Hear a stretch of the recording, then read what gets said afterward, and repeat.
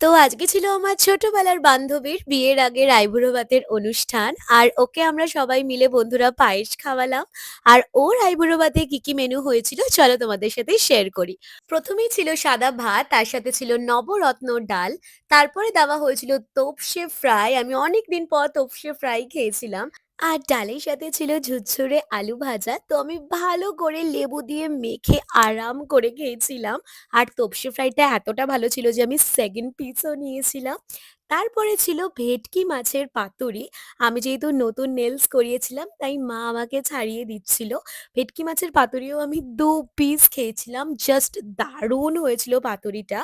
তারপরে হয়েছিল চিংড়ি মাছের মালাইকারি। আইবুড়ো ভাতের অকেশন ছিল বলে সবকিছু মাছের ওপরেই হয়েছিল। আর এর সাথে হয়েছিল আমের চাটনি। আর আমি অনেকটা পাঁপড়ও নিয়ে নিয়েছিলাম। আর শেষ পাতে ছিল মিষ্টি দই আর Hajmola. So that's all for today.